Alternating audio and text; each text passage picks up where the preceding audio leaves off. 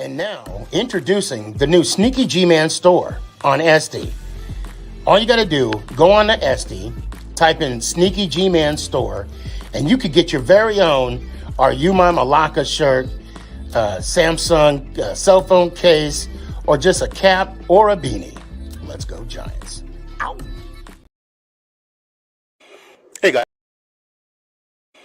Hey guys, I appreciate you wanting to enjoy the show. First, I got to give a couple shout outs. First off, I want to give a shout out to dresscomfy.com. She has the latest and greatest for SneakyG Man merch. So please, check it out.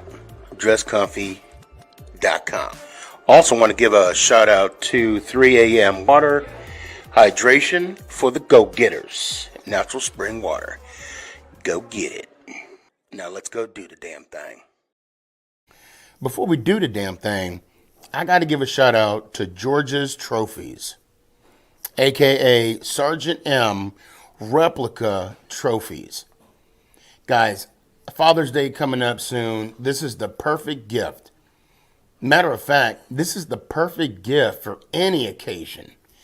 I mean, who wouldn't want a replica Super Bowl trophy of their team? The team that got the ultimate prize, the Lombardi Trophy. So when you get a chance, go to his Facebook page, George's Trophies, a.k.a. Sergeant M's Replica Trophies. Now, we gonna do the damn thing.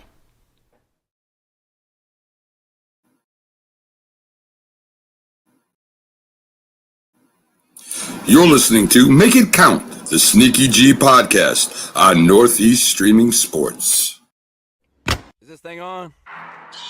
It's your boy Stefan, a.k.a. SneakyG. Yeah.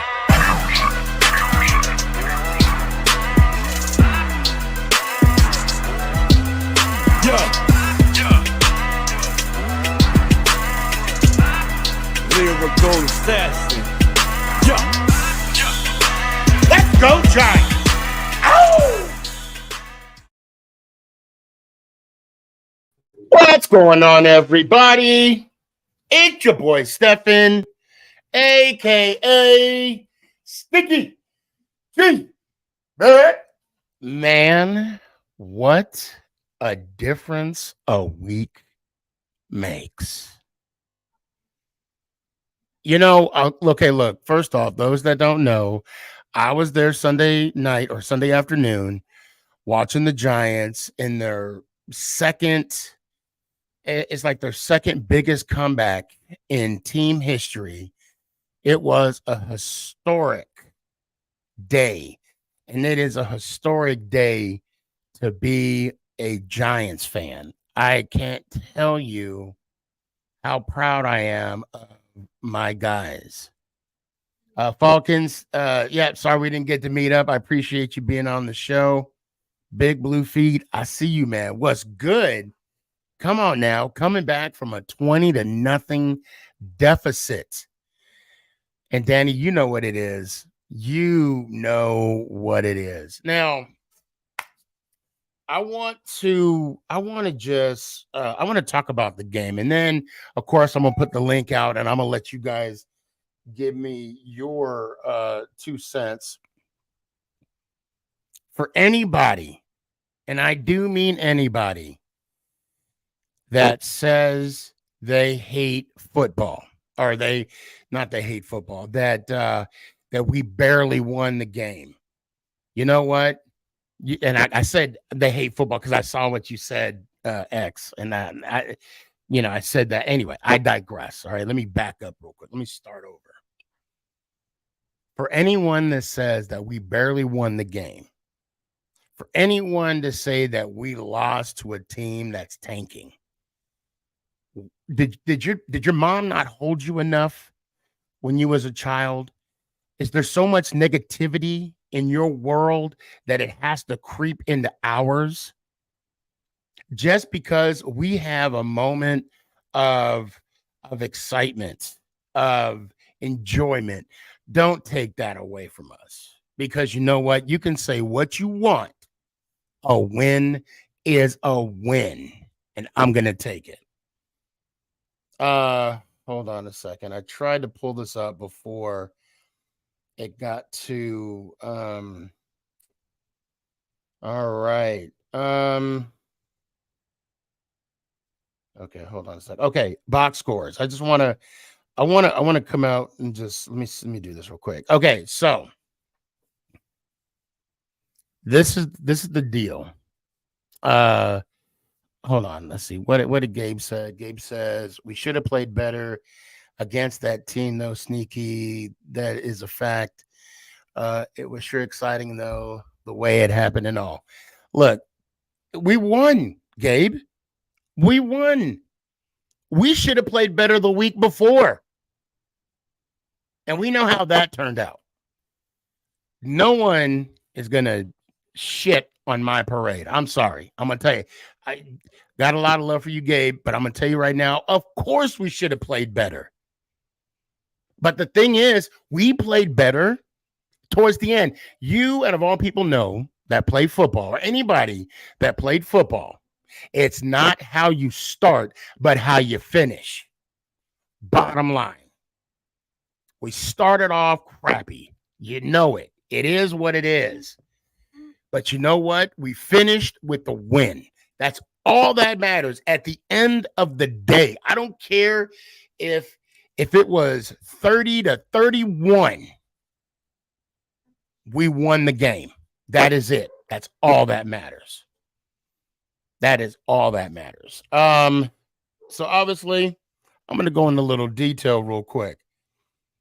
Arizona scored, in the first quarter. They had 13 points in the second. Danny, we're not going on this. We're going to San Francisco after the show. Not yet. We're gonna milk this. We're gonna milk this win today. Okay. Then we came back in the second half and scored 14 points to their 8. And then we put up 17 points in the fourth quarter to take the game.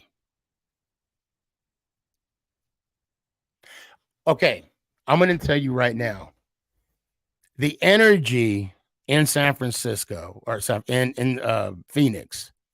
First off, that stadium is gorgeous. I'm going to tell you that right now. That Arizona Stadium with what is it called? Globe Life. It is beautiful. There is not a bad seat in the house. Okay. However, when the person in front of you stands up, you're going to have to stand up, right beside him. TC, I know who you are now. And I knew it. Anyway, State Farm. Thank you. State Farm. Yeah, State Farm Stadium. It is a beautiful stadium. If you haven't been, you got to go check it out. Food is not that expensive. Tickets was not that expensive. Actually, the closer we got to the game, time of the game, the prices were dropping. I'm like, dang, I should have waited until the last minute until I got my tickets, because I got my tickets like a couple months ago. But anyway, I digress. I know week 1, y'all were booing in the stadium. If I was there, I probably would have done the same thing. The bottom line is, like, we were all in shock. And the first off, it was a Giants home game. There was rarely, there were some Cardinal fans there. I get it. But it was mainly bleeding red and blue. Oh, it was, and I'm not talking about Arizona red either. I'm talking about Giants red. And then you had the Giants red and white jersey. I had my little white throwback on. It was awesome seeing the family, if you will. It was a beautiful sight. And we honestly, okay, this is what my impression of was the game was. It was the tale of two different teams. I'm talking about the Giants now. I'm not talking about the Cardinals I'm talking about the Giants. The first half, we did not look like we had a plan. We looked confused. Jones didn't look like, he didn't know what he was doing. Guys were wide open. It just looked horrible. We looked so bad. I stood up and I said, why? I yelled out, why? We are too good to look this bad. And the dude turned around and said, you're right. We're too damn good to be this bad. To me, this was the worst half. And I know we played 2 halves the week before, but to see it in person, it was embarrassing.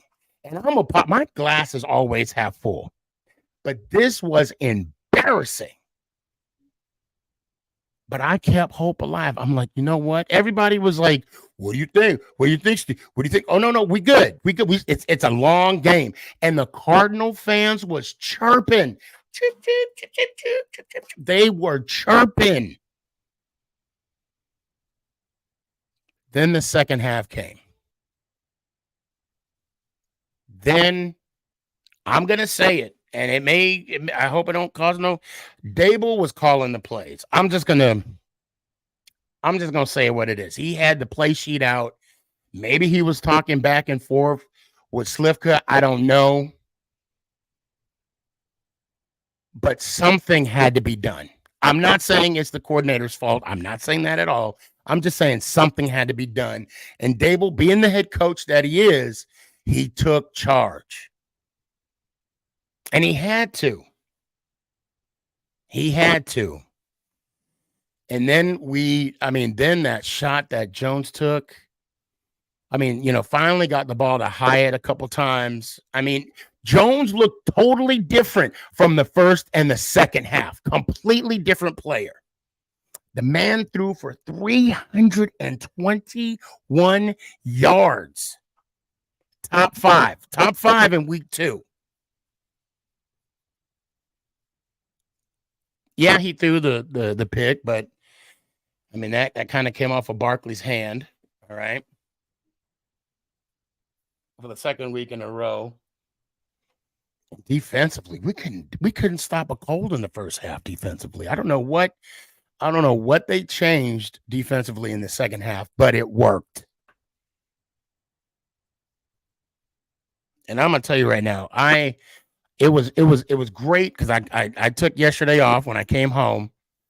When I got home, we got home about 11 something. I didn't sleep. I barely slept a couple hours before because we left early Monday morning. And let me put the link out. Put the link out here. Guys, I hope you're ready to jump on because I want y'all to. We'll talk about everything today. Let me look at the box scores. Okay, we got over 127 yards rushing, 2 tugs. Like I said, Daniel threw for over 300 yards. 321 to be exact. We got sacked 3 times. Total yards 439 to Arizona's 379. We had 9 penalties, which is not good. We were 7 for 12. That's not bad. 7 for 12 in the 3-point conversion. We were 1 for 1 on fourth down conversion.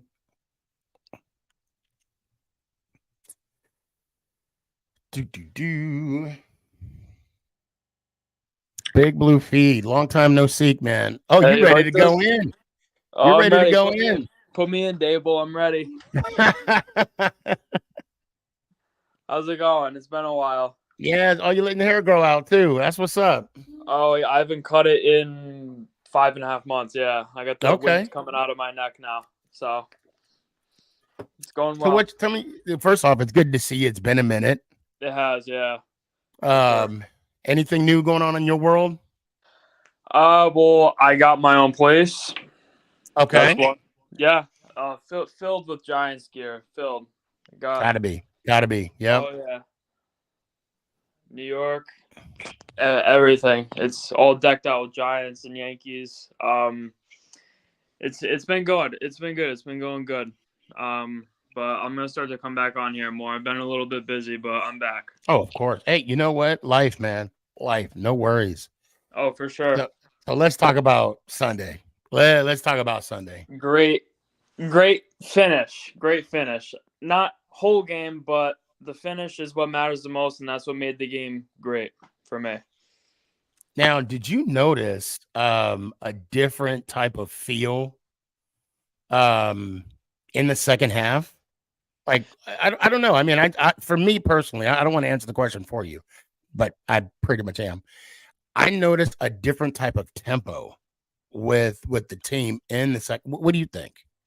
Yeah, I mean, of course, because of the outcome of the game and how much the team changed offensively and defensively from the first half and the second half. I mean, I think it said, I remember saying since 1950, this is the biggest comeback this team has had since it's been established. I mean, Yeah. I don't know what Dable did in that locker room to those guys, but he put something into their head, and they produced all that onto the field, put up 17 unanswered points in the fourth quarter, and came out with a big win. But they did something and came out with a great win. So yeah, this is a huge win for us. Obviously, we got a big one this Thursday. We're not going to really talk about that until because I probably have a day.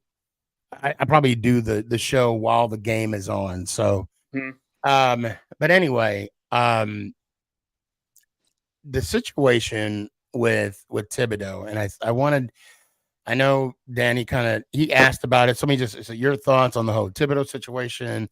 I believe he's upset on how he's being used in the defense. What are your He's thoughts? kind of been quiet. He's kind of been quiet on that defense. I feel like they're not using him the right way, or kind of like Danny said, how he kind of like wants to be used. Because I haven't heard his name been brought up too much during the game and off the field as well. But I just don't think he's particularly happy with his defensive role with the team right now. But hopefully that can change sometime soon for the team.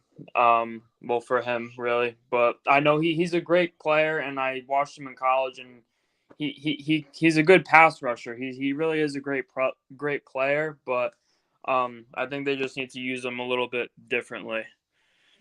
I think he said it best. I read a small thing of what he said was a lot of what he does may not show up in the stats.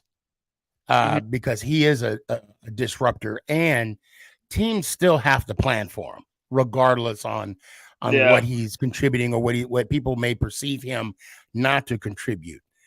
And I looked at his stat chart. I think right now he only has like 1 solo tackle and like 3 assist tackles. Look, but at the same time, he's disruptive.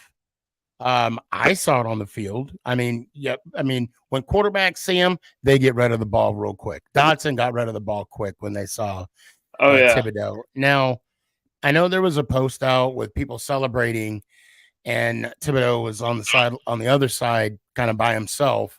Yeah. I don't know. I'm not going to perceive anything of that nature, unless it becomes more of a constant thing. But I saw him warming up. I saw him with his teammates. I saw him interacting, talking to them, high-fiving and whatever, laughing, whatnot. So, I don't know. I'm not going to read into anything. Okay. And it's only week 2. We were just starting out. So you can't really say too much yet. It's kind of like, into the season, we lost one, we won one. We can't say, oh, we're going to be the best team in the league, we're going to be the worst team in the league. We based off of how we played against Dallas and then how we played last week. I mean, it wasn't great, but then how we finished, we put up a historic comeback, the biggest comeback in 70 years or whatever, since I think it was like November 19th, 1950. I forget what team it said it was, but that was the biggest comeback we've had since then in 70 years. So I mean, I can definitely I remember it being somewhere around that time. So I mean, we have San Fran Thursday. They're a tough team with a really, really tough defense. But I'm excited to see what we do against San Fran as well. I will have okay. So the 220. So this is the second biggest deficit. Okay. Mm-hmm. The biggest deficit ever was down by 21 points. And you're right. That was in 1949 and 1945. Against one of them was ironically against the Chicago Cardinals at the time. Yeah, I'm reading the And comments, and it's just yeah. And then the other one was against the Philadelphia Eagles in 1945. You know, we were there. We saw the game. You and I. We were there. Oh yeah, yeah, I 1945. remember that. But you're right. Since 1950, this is the biggest comeback in team history. Oh yeah, for sure. As far as like point margin, yeah. Yes, point margin. Yes. Well, I'll tell you what. I'm gonna let you go. I do got some people in the backstage I want to bring on. Of course. Always good to see you, bro. Of course, for sure. Always I'm good. definitely gonna be coming back more. It's been hella busy for a little while, so things are starting to get more chill. So I'll be back and better than ever. Gotcha. And you only do it on Tuesdays, right? Well, Tuesdays and Thursdays. Yeah, because I know for a period of time you weren't doing Thursdays. I forget why. I think you're either something was coming up or because of Nick's football games. But now I'm trying to get back to the constant Tuesday, Thursday, because now Nick is playing varsity now. So that's good. Yeah. I miss playing football in high school, man. I do. I miss it a lot. Who you telling? And for me, it was like 30-some years ago. Who you telling? But speaking of, are you still singing that rock? You know, I haven't been. Yeah, I haven't been. I can't lie. I'm not. I haven't been either. Yeah. I had a little injury to my forearm and my shoulder, but now that everything's, knock on wood, a little duct tape and super glue goes a long way. So got to keep the old man together somehow, right? Of course. Well, I appreciate you, man. Let me hear one time, Big Blue Feed. All right, let's go Giants. Ow! Appreciate you, fam. Big good.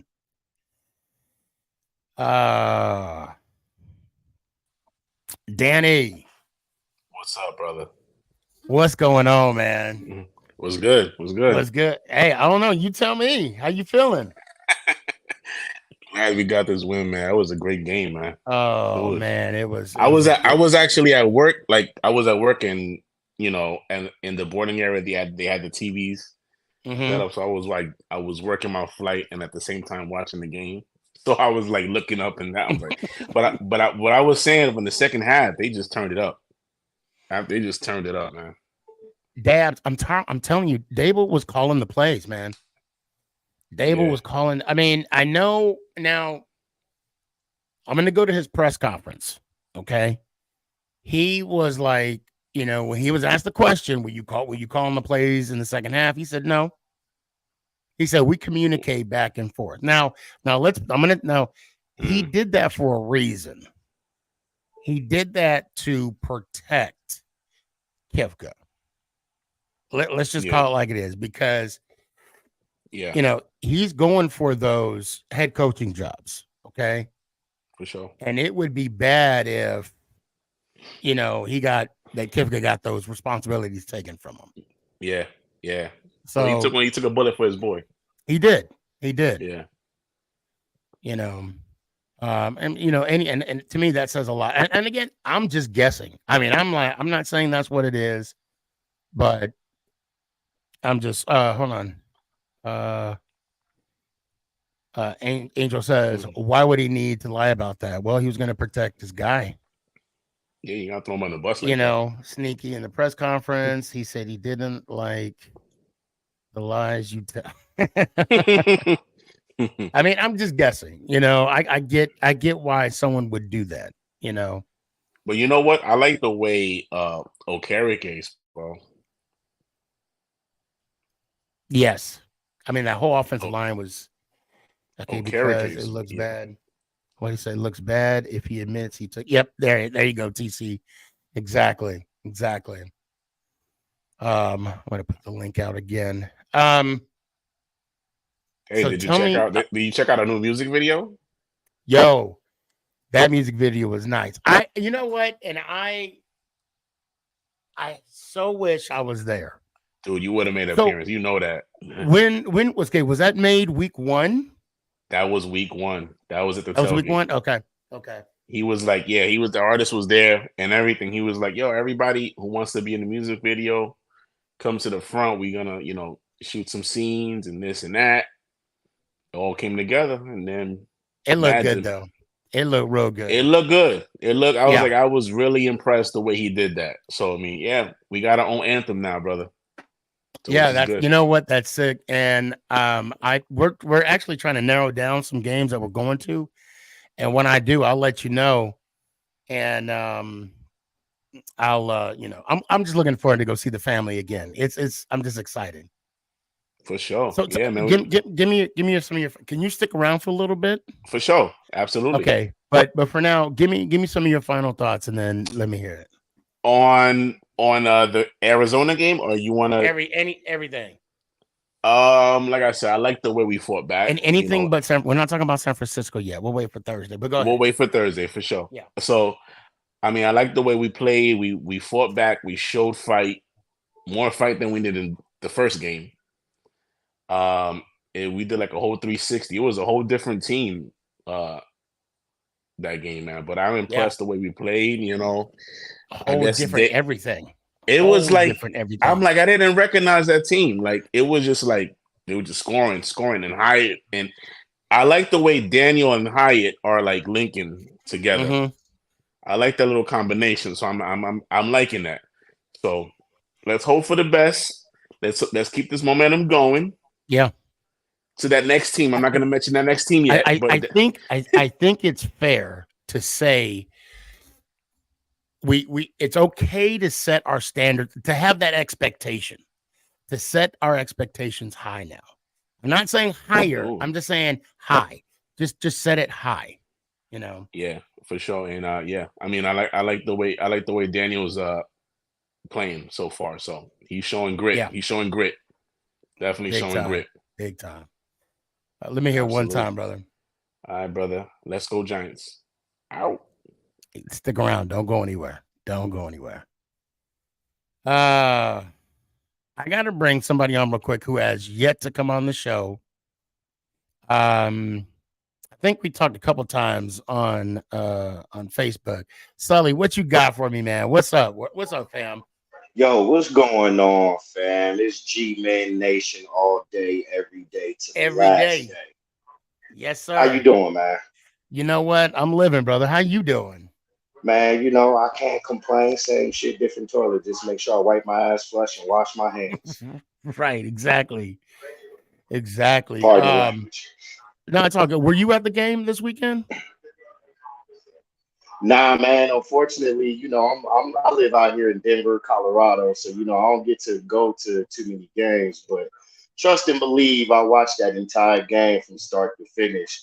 And as you can see, man, my beard is kind of lacking. I almost pulled some of it out watching that first half. Right. Now you know about that. Are you in that group, that Denver group out there? Yes, sir. I was I don't know if you saw the video, but I was the one holding the bullhorn when we got to drop our flag off over at the Vikings bar for that for that bet. Okay. No, I just, as a matter of fact, if you can, give Winter a hug for me. Most definitely. She's about to get married this weekend. I do. Yeah, I didn't know it was this weekend, but I knew she was getting married, and I'm really happy for her. I'm really happy. I am too, man. She, she's an awesome person, man. Getting our watch parties together and all of that up at the Occidental. So if anybody else, and if you don't mind, I'm gonna throw a quick plug. No, anybody else that's watching this, if you in the Denver metro area, come to the Occidental. You know what I'm saying? Link up with the Occidental. You know what I'm saying? We usually have some drink specials going. Nothing but Giants fans come through there. It's all love. It's all a great atmosphere. don't be afraid to bring your kids to. Love seeing the young G-Men fans out there also.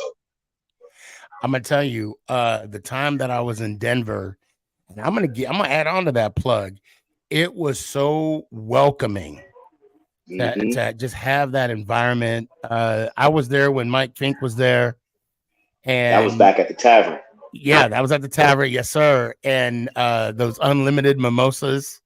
Yeah. There's a many unrememberable days there at the tavern, but good times. I mean, yeah, if you're in the DFW, if you're in the Denver metro, see, I'm in Dallas now, so I'm kind of DFW It's all good. mindset. But Behind if enemy lines, repping strong. I live it every day, trust me.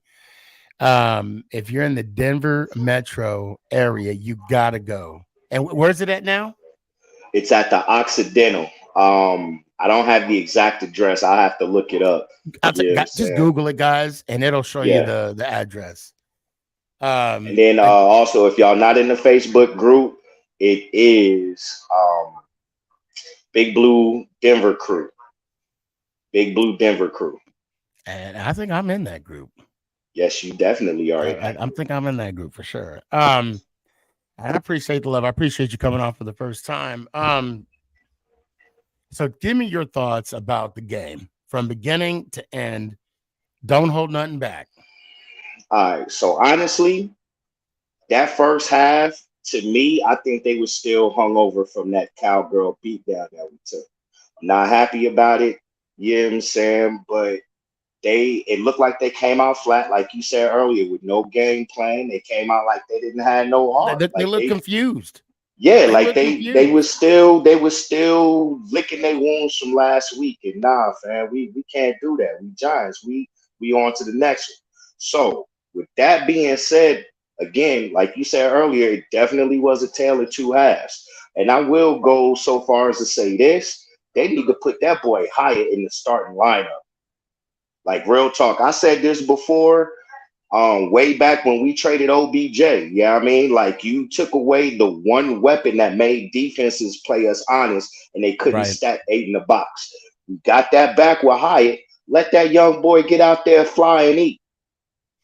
Because I mean that one play opened up everything. Yo, let me tell you. I mean, I've seen some fast receivers.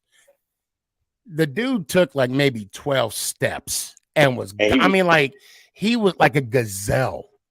Man. Like his stride is so long. He don't look fast, but he is fast. And the other thing I noticed too, and he may want to slow down just a bit, but he has to slow down to catch these passes. You know what I'm saying? So imagine if he slows down just a bit and catches that ball in stride. Them DBs ain't catching him, man. He off to the races. Or DJ just let it rip earlier and let him get under it. Facts. Yes. Let him go. Let him go catch it. Yep. Instead of a 5, do a 3-step and just let it rip. As they say, throw him open. Let him go out there and get it. Yes. Defensively, again, man, I don't know what's going on. You know what I'm saying? Like, for 6 quarters to be outscored 60 points, y'all letting teams put up 10 points a quarter. We can't do that. You know what I mean? So they gonna have to tighten it back up, get back in rhythm.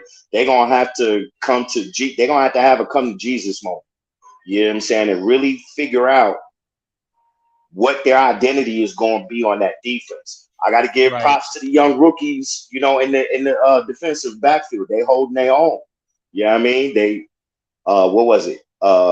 Hawkins only allowed 1 catch in 2 games. You know what I'm saying? Banks is still shutting folks down, locking them down. So I like how, they say the Hyatt is open 24/7. Banks are closed on Sundays, and the Hawk out there hawking. Yeah. Well, for me, honestly, we need to find a way to get a sack. We now have 8 quarters without 1 defensive sack. And that does not scare anybody. I mean, no, it don't. And I say that because, we got Wink, who loves to blitz And they say he blitz all the time, and I was watching it. Maybe I didn't see it. I don't know, but maybe I know what I'm looking for when I'm seeing pressures putting on the quarterback. But the fact that we have not got a sack as of yet, this is the second week. There is some concerning, because if we're going to try and beat the Eagles, the Cowboys, the Commanders, if we're going to try and compete for just the division defensively, we got to do something. Right. We are getting interceptions. We did get interceptions, but on top of that, man, front four, we got to get a sack. Yeah, and we need, and I know some folk is gonna jump on this, some won't, but I've seen from some of the plays that I've actually been able to fully watch, it looked like KT out there giving up on some of these plays. You know what I'm saying? It's like if he ain't getting straight to the quarterback, it's like, okay, I ain't gonna get there, so I'm just gonna half-ass it. Nah, man. Go 1,000%, 1,000% of the time, even if you don't get there, because you getting that pressure, even though you don't get there, may cause snacks, or I'm sorry, not snacks, decks, or you know what I'm saying, Leonard, you know what I mean, to be able to get to that QB, and it helps. Football is a complementary sport. So if everybody is doing their part and everybody is clicking all on one cylinder, you know what I'm saying, stuff will happen. The sacks will come. You know what I mean? The more interceptions will come. Fumbles will come. You know what I mean? It's you can't give up on a play just because you aren't able to produce the way you want to. You know what I'm saying? You still have to produce to a certain level to help the others on that line with you produce. You know what I mean? Or make that quarterback have pause. That way, if they decide to run that play again, oh no, I can't do that because KT gonna be right here waiting for it. Right.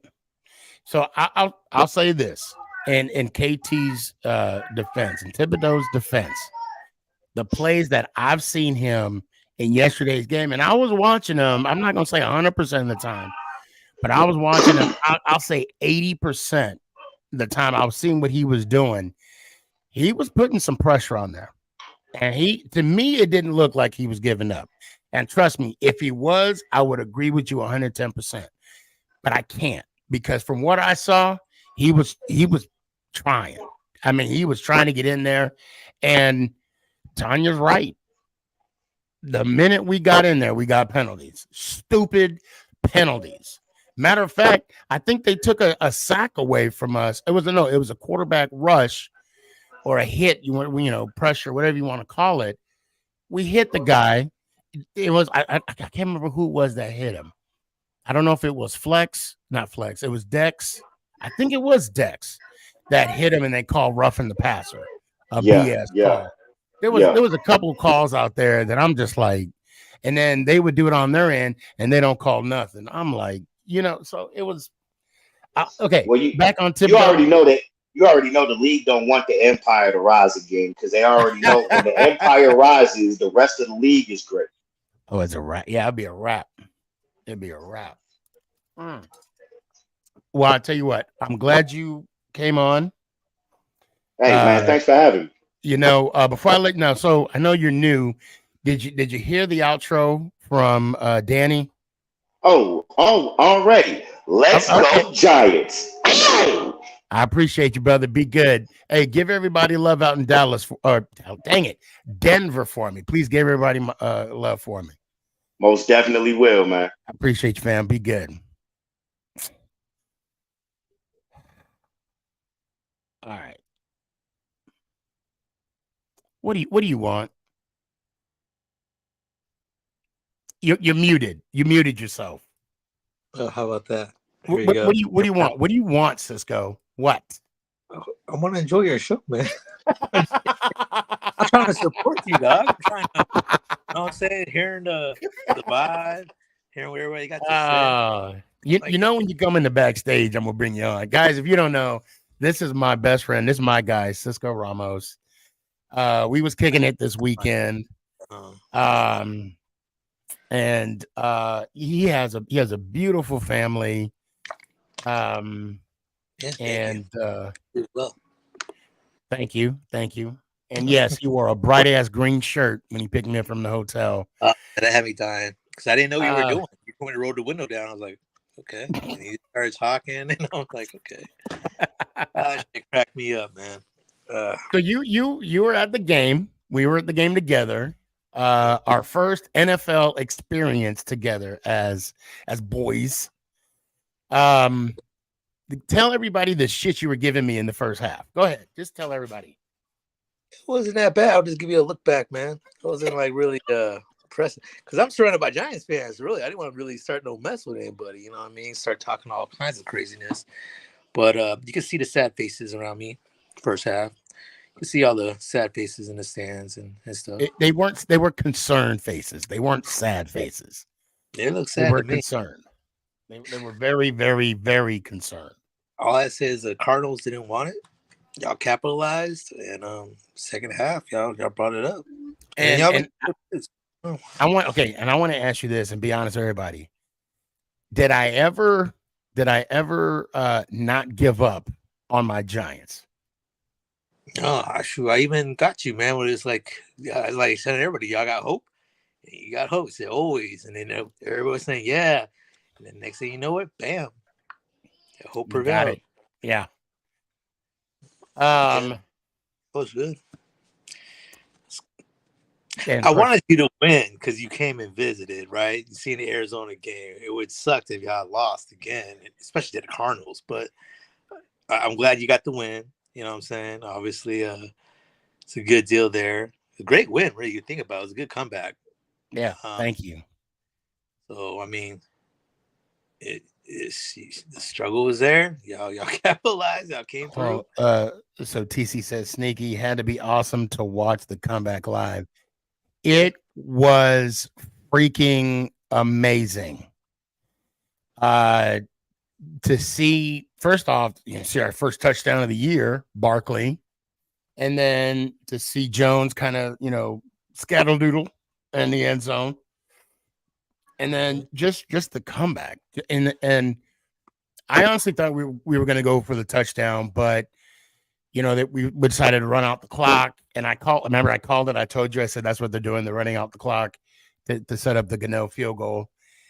And yeah, man, it was one of those moments that I was just like, and I don't know if I told you this, but this was the second biggest comeback in team history that we witnessed. Oh, no, I heard somebody talking about it earlier, like 70 years or something like that he was saying. Or yeah, well, since 1950. Now, if you go team history, this was the second. The biggest point differential was 21 points. So no. They did a 2-point conversion, right, to tie it up? I can't remember. Right? No. Yes. Yeah. Yes. Right? Yeah. No, we didn't. No. I think I'm thinking of the No, we didn't. No. We because it was 21-28. We scored the touchdown. Hodges scores the touchdown, kicked the extra point, and then we got the ball back, and then we kicked the field goal with 10 seconds left. Was it 10 seconds left? Something like that. Something like that. Yeah. Wasn't watching that. No, I'm thinking. so hold on. Let me bring on another Philly fan on here real quick. Positive Philly. What's up, Sneaky? Yo, what's up, man? Can you turn your camera on so my friend can see you? Hang on. So Cisco, this is Mike, aka Positive Philly. He's a Philly fan. Right on. He comes on the show a bunch of times. And Cisco, I would love for you to tell Mike what I got you for your birthday a couple years back. You don't have to, I mean, if you have it readily available, but just now, we grew up together. All right. I'm going to start off by saying that we grew up together. Let's see. Shit. This, man. Okay, there we go. That's nice, my guy. Yeah, it's nice. The Giants ain't got you there. Wow. I know. That's what I said. I was like, damn. Wow. And I think I posted it about it. See, right? I said the biggest You did. Giants. Yeah, you did ever. post it. Yeah. giving me the Eagles thing, and Where's your flag? Where's the pennant? Oh, I got it. So it's in another room. Oh, okay. Somewhere.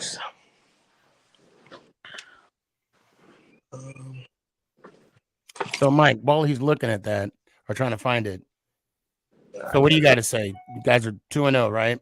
2-0, yes, sir. And fun fact, Sneaky, I'm sure you already knew this. The NFC East is the best division in all of football this year. Yeah. There's the Super Bowl flag that You're the only division that doesn't have a winless team. You believe that? Yeah. Can you believe I got him that for his birthday? Did it hurt purchasing that, Sneaky? That's because you love him, man. I mean, no, not at all. I'll be honest, not at all. Because like he don't really buy stuff for his squad. And I'm like, you gotta have this. Well, he didn't know it at the time, but I'm like, you gotta have this, Right. Probably never win another one again. So, you gotta have it. 58 Sneaky. What happened? 58. Last year, shit.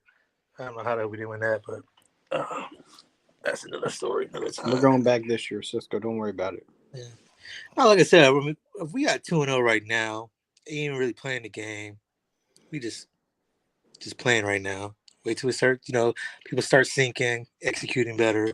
Listen, I'm going to be honest. So I got the Sunday ticket now from through YouTube TV, and I was watching that game, and I'm like, damn, Giants come back. If the Giants don't come back and win this game, like, y'all are down bad, and surprisingly they did. I mean, Jonathan Gannon's a horrible head coach. I think he'll be, obviously, as you know, as we all see, Cardinals are tanking for Caleb Williams. I mean, everybody says that, but we don't know because let's be fair. They were playing hard the first half. I mean, they were playing hard the whole game. It just we just made that extra play that they did in the second half. I mean, to me, the Cardinals didn't even look like a team that was tanking. Because if they did, Nick, Cisco, did they look like they were tanking to you? I thought they were going to carry the game, man. They had a good lead. They were going to win the game. What, 7-2 was y'all at 0 until I was like wondering how we're going to score. We were down 20-0. Yeah, 20-0. Like, that's why everyone was sad. Everyone was sad in the crowd. I'm like, when are we gonna, capitalize on anything? Like we did 3 and outs, and then finally, adjustments were made, and plays were being made. Finally got some execution down, and the field was nice. The weather was feeling good in there in the stadium. It was like a nice stadium, everything. So that's I'm telling you, that is a nice stadium. It's like, dang, it's like they call it State Farm Stadium. I heard a lot of people say it's beautiful. It's a very nice stadium.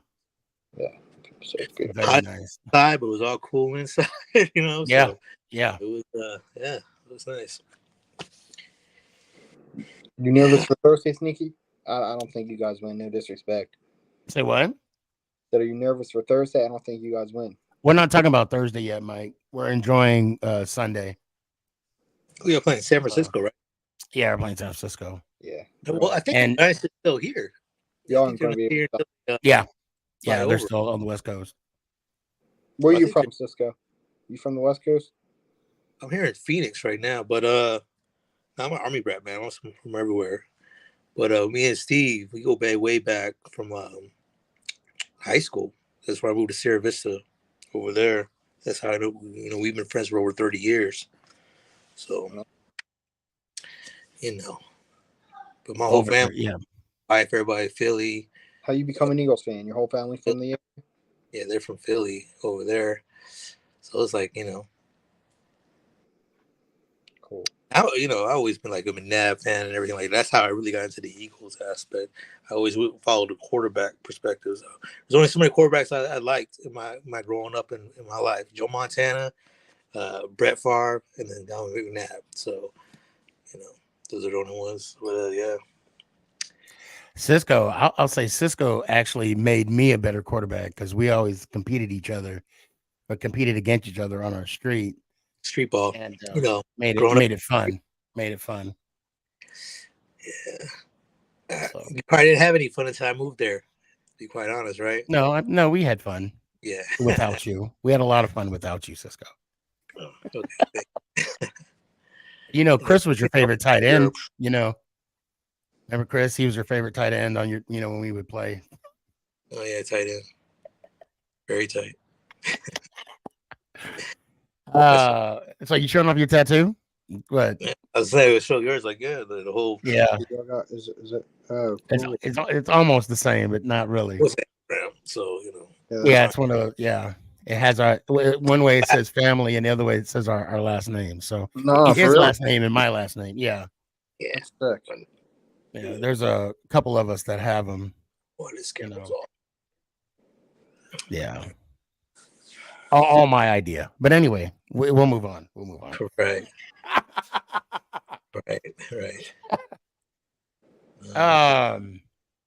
So Mike, give me some of your final thoughts, man. What do you got? It's the Eagles. They're showing it right now, but haven't looked the best. We could have been playing better than we've been playing, but we got the Bucs Monday night. I'm not really, I don't really like the fact that we have 2 back-to-back night games like we do, but it is what it is, and I'm ready to go 3-0. Wait, didn't y'all play Thursday? Yeah. So you went from Thursday to play on Monday? Yeah. That's a lot of time off. Yeah, I know. Yeah, it's good, but I mean, it's good, yeah, but don't get me wrong. But I'm like, wow. Yeah. That's a lot of time off. But well, time to reflect on the film and where they need to capitalize and fix things. Because think about it, man, let's be honest. I mean, yeah, they won, but it's not like they played really great. You know what I mean? So it's time to reflect on all the film and things they need to do. Mm-hmm. Yeah, probably Monday Night Football too. At that, it's probably. Right, let me bring. Look, we're gonna make this a Philly heavy Sneaky segment, and then we'll move on. I'll go on with my life. Sneaky. So anybody that's in the backstage, please hang on. I got you, Dash. I see you, Gabe. Don't go anywhere. X, I see you. What's up, Sneaky? And Danny, you're still laying in the cut. Don't go anywhere. Oh, and EMAC, I see you too. Hold on, I'm going to bring up some comments real quick. Sneaky, isn't EMAC the dude that doesn't even think the Eagles are going to make the playoffs? But wait a minute. Let's remember my bet that I made, and I believe Positive was in this as well. That I said the Chiefs were going to take a step down. They are. Yes. Remember I said that, Sneaky. I still don't think that's going to happen. I mean, again, but at the same time, you gotta define what do you mean by step down? Are they not making the playoffs? No, because I know we talked about this last week, and I just want to clarify that. Okay, so are you saying they're not making the playoffs? I think that they won't go to the Super Bowl and they won't make the playoffs. Whoa. Well, if you don't make the playoffs, you're not going to make the Super Bowl. Yeah, so okay, they make the playoffs, but they're not going to the Super Bowl. That's how I feel. Okay, so now are they going to make it to the conference? Now, what round are you saying that they're going to be eliminated in? First round, exit. See ya. Bye. So first round meaning wild card or divisional, because they could get the top seed. Right. So you're saying right now, they're going to be knocked out in the first round. Yeah. Are they going to have the home game, or are they going to be the away team? They'll probably have the home game, and they'll choke. Okay, so they'll win their division, right? So I just want to get clear. So you're saying they're going to win their division, have the home game in the wild card round, but they're not going to. That's it. That's it. Yep. Okay. All right. Okay. So hold on. Let's see. Robbie Van, we got to give Jones time to throw the ball so he doesn't got to run for his life like Floyd Mayweather. You can't make great decisions in 2 seconds and then barely enough have time to screen the field. That's what opened the game up, was when he started moving around. So yeah, I agree. I mean, I even think that fake handoff, and then when he ran it into the end zone, that was a huge play. The Giants. I can't believe you won, Sneaky. Huh? I said I can't believe you won. Believe it. Because if you believe it, it will happen. And it did. But let me just say this to Positive and Cisco. I will be there Christmas Day to watch the Eagles take a pounding on the Giants. Nice, man. Yeah. What I mean by taking a pounding on the Giants, take a pounding, all right. I mean, like an ass woman is what I mean. Well, I mean, visited, right? We saw the game. Well, I went to Dallas and we saw the game, and there were the Eagles and Giants playing. And that didn't turn out so good either. Say what now? When I came to visit up in Dallas, we watched the game, the Giants and the Eagles. Why you have to bring up old shit? That was like last year. That was like 6 years ago, Cisco. What football is about, man, is bringing up old shit. How do you think the Phillies? Not that Phillies. How do you think the Eagles do this week? Positive. I think we'll win. Yeah. Do you think? So Ivan says the Cowboys will sweep the Eagles. No, I'll make that bet that they won't. They're going to split. They're going to split. Listen, Sneaky. Let me ask you a question, okay? Okay, yeah, let's hear this. And we all got NFC. We're all NFC East fans. We can all agree with this, okay? Right. So much hype about the Cowboys right now. They beat you guys last week, then they beat the Jets. Right. Yeah, they're 2-0. Are they probably going to be 3-0 after the next week because they play the Cardinals? Yes, but it starts off the same every year. They get they're on a hot streak, and then in their midseason Cowboy form. Mm-hmm. They're going to maybe make the playoffs. It's going to be the same. Too. What is it, 29 years in counting? You agree with what I'm saying? Like, they're being overhyped just to flop in the midseason and do their same regular postseason shit they always do. Mm-hmm. You know what I'm saying? I think the best way to settle it is when you guys play each other. I mean that's the only thing I got to say. I'm even saying from a Giants fan perspective. Like, you understand what what I'm saying?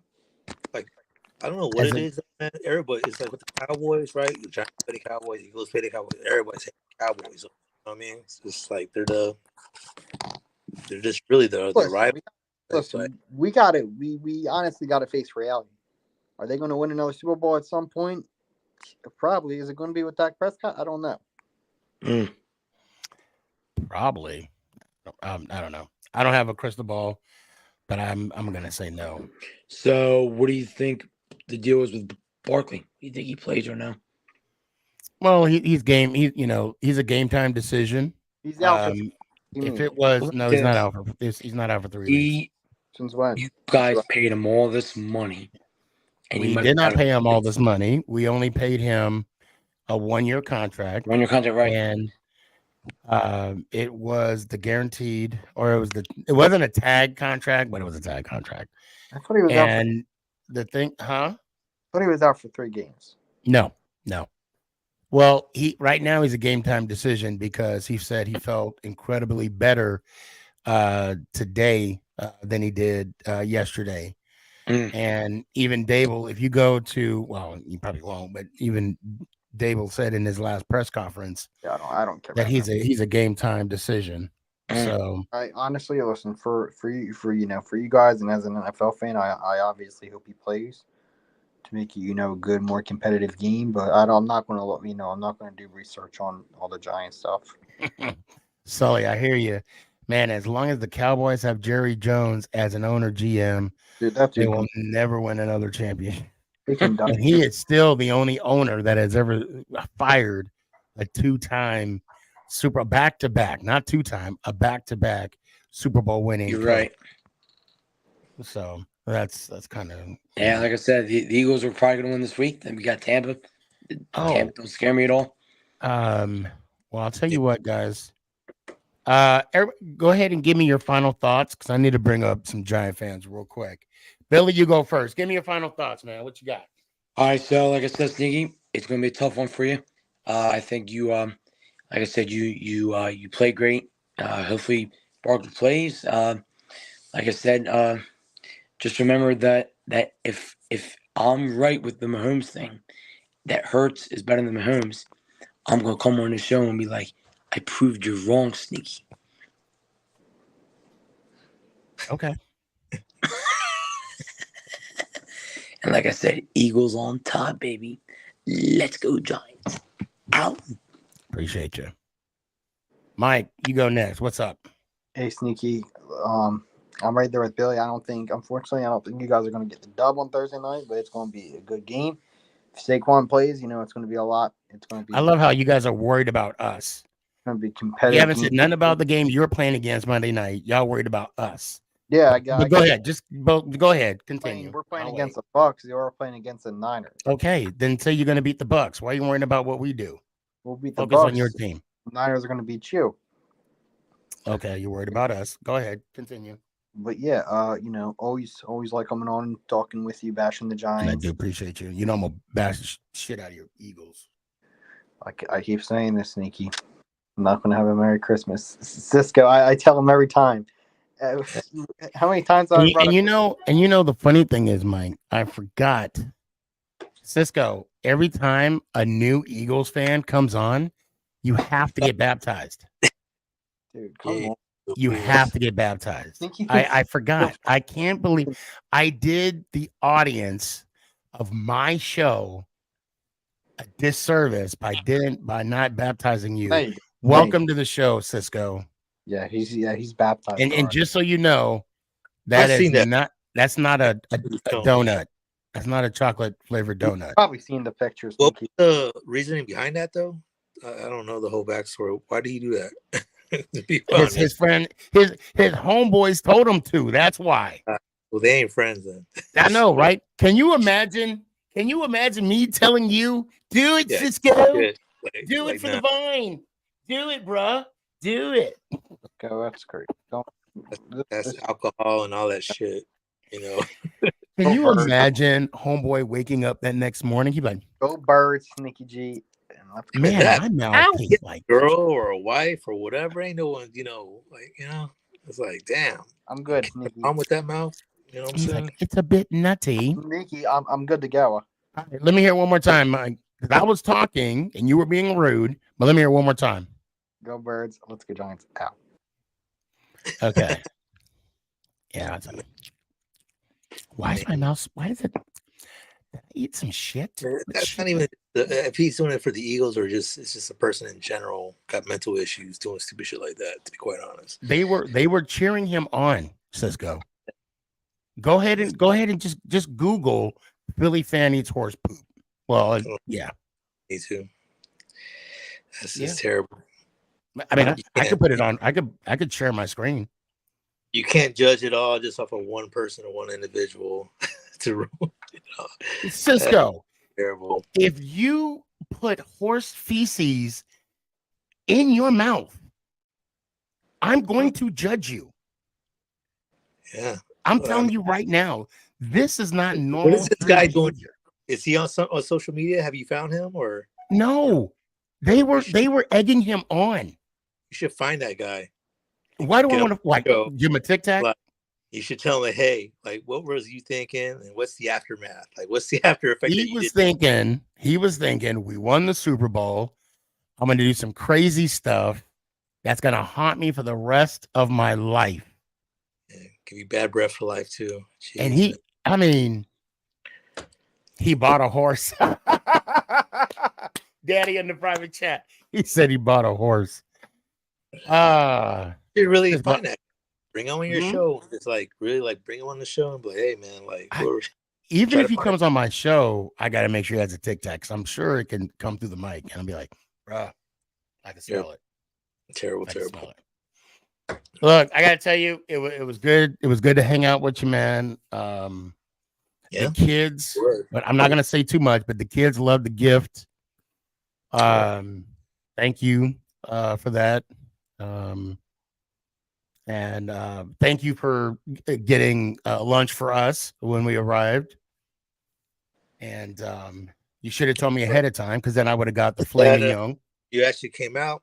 It was a fun time. Obviously, we could do it again. Like I said, make it a thing, right? Figure something out. Maybe when the Giants and the Eagles play, somewhere we go or whatnot, and we'll see next year or whatever the case may be. We can meet up at MetLife. Yeah. Because I don't know about me going to Philly. Go NFC. That'd be a whole different experience.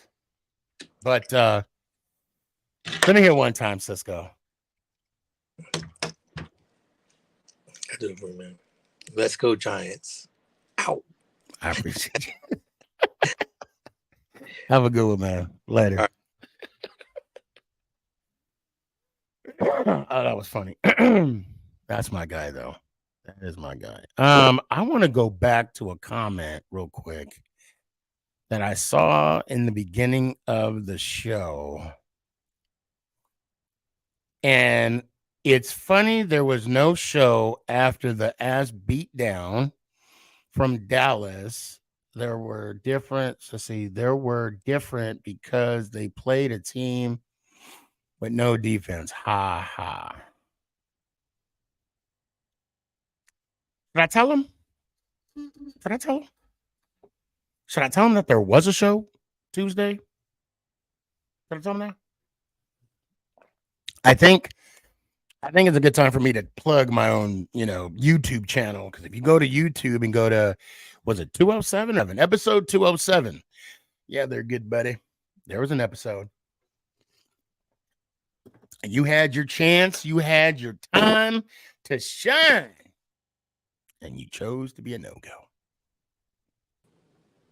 Gabe. What's up, Sneaky? What's up, man? How you doing, man? How you doing? Man, I'm doing good. I mean, apparently we're not supposed to talk about San Fran, but I guess not right now. I mean, we got Thursday. I mean, I turned the page this morning. Once the Giants came out and they were starting to prep, and they were starting to prep for San Fran, I said, I'm done. I'm turning the page. We're on to San Fran. I'm gonna milk this because it's a short week. It's a short week. Right. No, I get you. If it was a longer week, I would wait till tomorrow. If it was a longer week, I'd wait till tomorrow. I'm going. Actually, to be fair, tomorrow is when I'm like, okay, now we're focusing on, because I'm not in the prep. I'm not in the game planning. So I can milk this. Yeah, that's true. As long as I can. So because to be fair, last week I waited until Wednesday afternoon. That's what I usually do. It's just it's a shorter week this week. But for me, even though it's a shorter week, and we have San Fran on Thursday, but tomorrow's Wednesday, I'm gonna still rock with this. Now, I know you were saying we should have played better in your comments. That's facts. That's not. I cannot argue with that. We played horrible. Oh, but let me get this straight. After the win, I was singing "We back in the New York groove." I was hyped. I was so hyped. I was so hyped after the win. I mean, it was exciting. It was a good, I mean, I'm gonna be completely honest, and I'm sure this is for the best. I had a meeting the whole first half of the game, so I missed I watched the first drive or two, and then I was just checking the score. And I was appalled the whole first half when I was checking. I mean, okay. So let me stop you right there, right? Okay, you said you were appalled, and you were just checking the score. Yeah, you didn't even. I mean, imagine seeing the play. Yeah, I'm sure. That's why I'm saying I'm sure it was for the best. It was horrid. Oh yeah. We looked confused. We looked. We didn't look like we had a plan, and that goes for offense and defense. It was just atrocious. And you know me, my cup is always half full. Yeah. I'm always come on, guys, the next play. No, I'm sitting here like, what the F are we doing? Oh, yeah. I don't know if you heard me in the beginning of the show, but I yelled out, why? Yeah. Why? We're too good to be this bad. It don't make sense. Did the Giants get booed off the field at halftime? Giants? Oh yeah. Oh yeah. Listen. I first of all, there were a lot of takeaways I had from that game, and it really starts with the pass rush. And I'm really starting to build some frustration with this pass. I am really starting to get pissed off at this pass rush because. Okay, so now we're going to defense. Yeah, I'm starting on first half. We couldn't stop a cold. Oh yeah, I know. We couldn't stop anything. And personally, I think it's the pass rush's fault. I think the rookie corners have been somewhat decent. To be honest, I think they've been, I haven't seen any film from them that's atrocious. I haven't seen Banks has been pretty solid on the outside. I saw a stat today that he's on pace to allow less yards than Sauce Gardner did last year. So Right. Yeah. he's been pretty on top of it. And, Hawkins has been pretty good on the other side as well. This pass rush is atrocious. You have Leonard Williams, who is a top paid non-quarterback, who is not getting any pass rush and barely doing anything in the run. You have Dexter Lawrence, a top 5 paid defensive tackle, who, yes, he's been doing decent, but not worth the $25 million a year we're paying him now. And then you got a first round, no, not even first round, a number 5 overall pick allowing that only got one pressure that whole game against a terrible offensive line. That's unacceptable. That is unacceptable. You are the 5th overall pick. That is unacceptable. If you are a 5th overall pick, you are supposed to be top of the top. You are supposed to be, going into your second year, especially, you should see improvement. Guess what? I see giving up. That's what I see. I see Kayvon Thibodeau giving up on plays. Unacceptable. And then he says today, oh, well, the stat sheet doesn't tell the whole story. I agree to that to a certain extent, but you are the number 5 overall pick. You should be having sacks on that quarterback, and you should be at least getting tackles. So shout out Sully. He came on a few minutes ago, and he also proclaimed that Thibodeau was giving up on some plays. Wink even says he gives up on plays. Wink even says that. Now, I will say this, and TC, I see your comment. I'm going to share it with here in a sec. I didn't see that in the Cardinals game. Okay, now again, to be fair, he had no pass rush. Pass rush. Well, hold on. I'm going to get to that too. The times that I saw Thibodeau, I did not see him give up on a play. Now, I'm not saying, Wink can see the film. He can go back and forth. Okay. Yep. And he is a better judge at, his actions, right? Of how he pursues the pressure of the quarterback. Now, I say that to say this, as a whole, the defensive front, and I mentioned this to Sully. Sully, he was the first one that came on a few minutes ago. We have no sacks. Are you getting yelled at? No, I'm good. I don't got school tomorrow, so I'm chilling. Oh, okay. I saw you put it on mute. Normally, you get yelled at. Anyway, we had no sacks.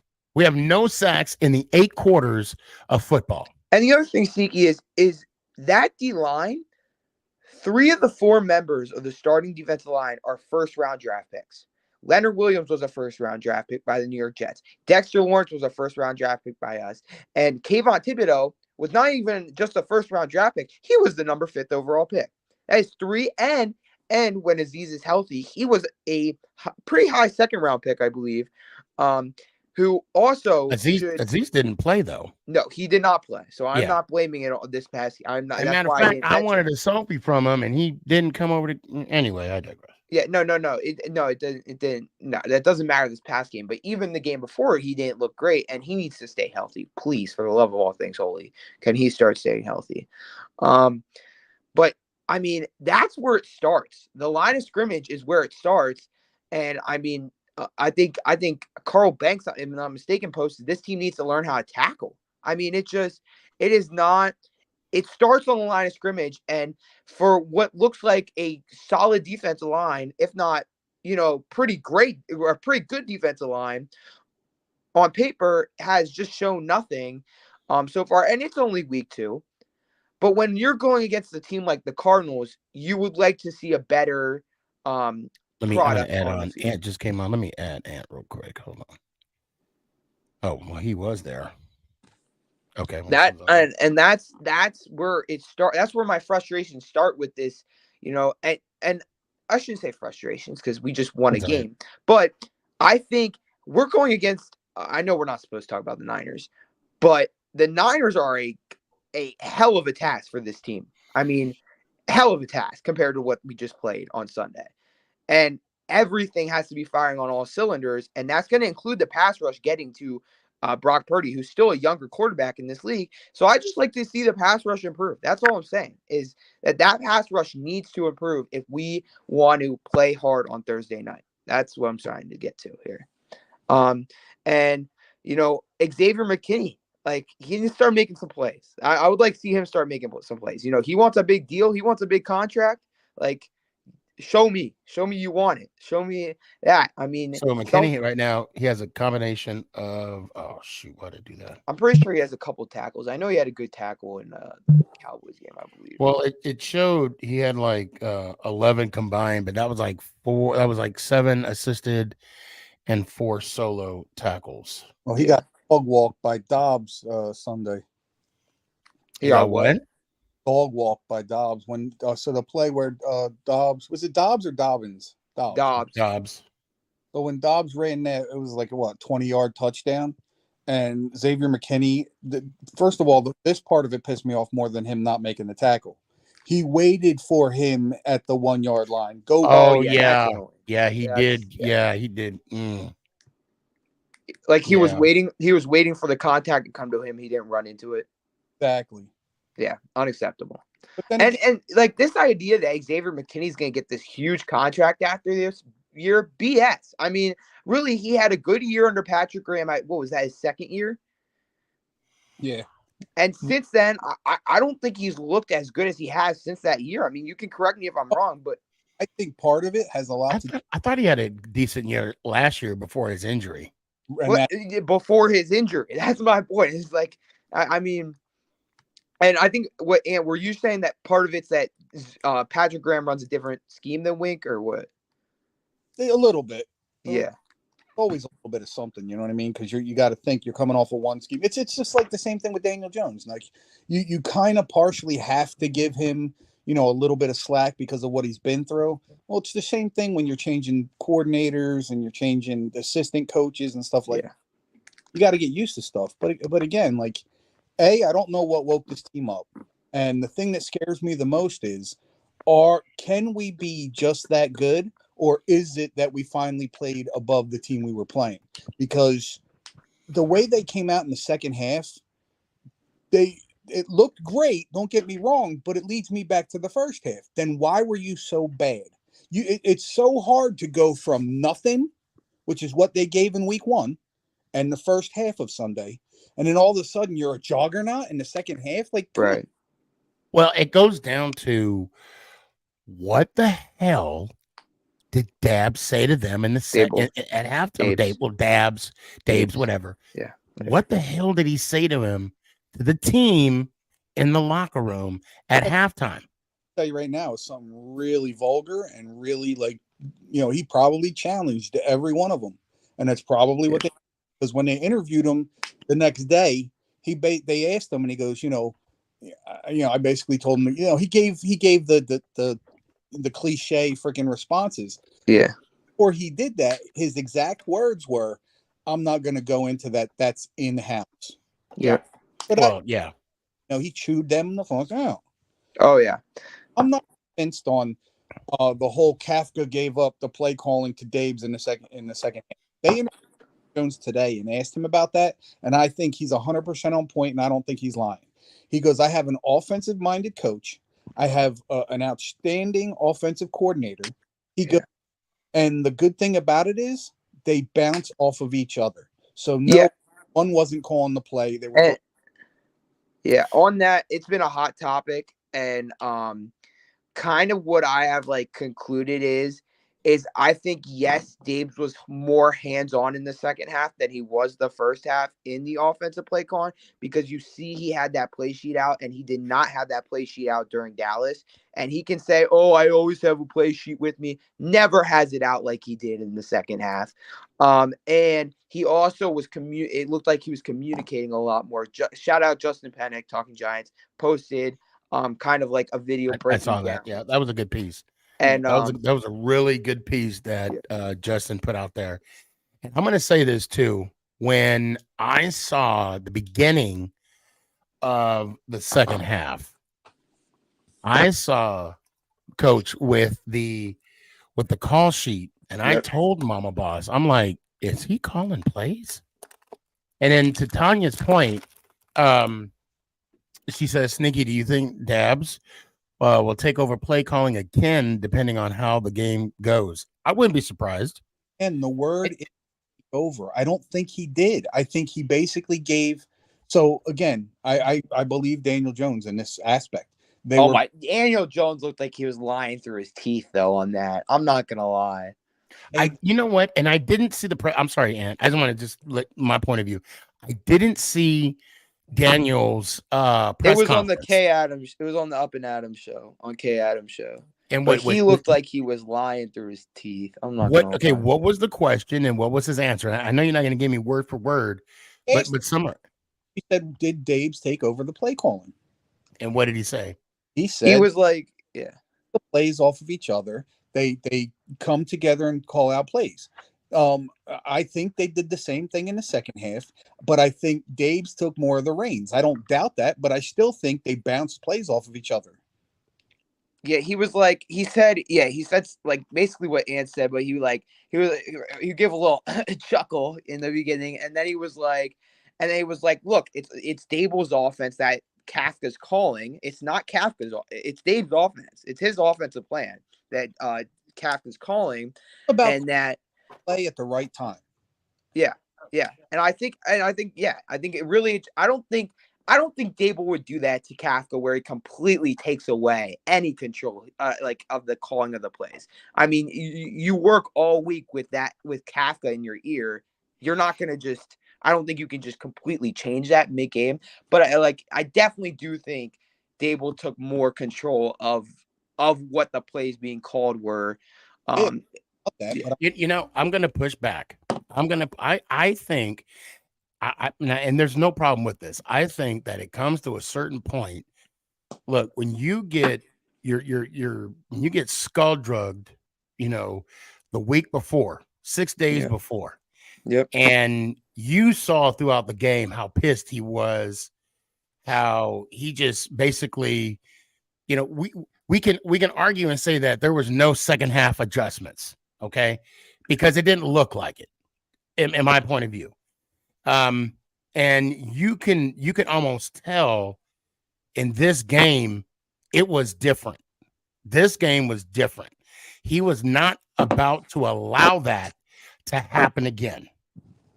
And I'm just going to say this, like, I could honestly say that, Coach Dable was like, hey, look, we got to get a spark. Because at the end of the day, it's on him. It doesn't matter, how bad the offense looks or defense, because ultimately the win or loss is going to the coach. And I can honestly see Dabs taking over, which is not a bad thing. I can honestly see that. And you can tell the difference in the way the team came out, the way the team attacked the second half, and Daniel's mindset the second. And I'm not saying that Kafka couldn't do that for Daniel in the first half. They didn't look confused. They looked like they had a game plan, and they looked like as though they knew how to attack the Cardinals defense. Yeah. So Sneaky, are you team that Dable was calling plays the second half? I think so.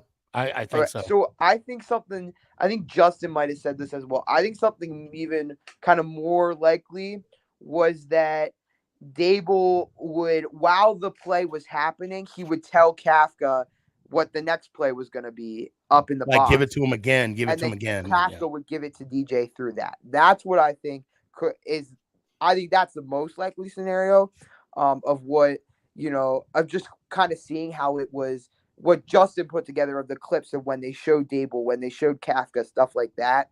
That's what I think could have been what happened. Because I'm trying to think now. I don't remember Dable having the call sheet last year. He didn't. Nope. I don't remember. And I'm going to bring on another Giants fan, Drew, from the two. Oh God, I don't have my glasses on. Two giant goofballs. The Two Giant Goofball podcast. Thanks for coming on, man. Thanks. Okay, how's it going, guys? We're on this debate right now. And I'm just going to ask you point blank. Did Dable call plays in the second half? I think he used veto power is what I think happened personally. I think he got a lot more input than he usually puts into it. And I think it was collaborative effort. And I think it was kind of like, listen, I'll put it this way. We just talked about it in our show a minute ago here as well. So when it boils down to it, he is basically the head honcho, the manager. He's the guy in charge of everything here. The end all be all. Exactly. So I don't care what kind of job you have, whether it be running a store, a company, a team. When you're running something and it's your show, when stuff's not right, to put it nicer than I put it on our show, when stuff's not right, it's your job to right the ship. And I think he said, you know what? This offense isn't right. It's been 6 quarters. We're down 60-0 in these 6 quarters. We're going to have this be a little more collaborative because we need to get DJ out of the pocket. We need to get him more comfortable what's going on. And you're going to have a chance to do what you want.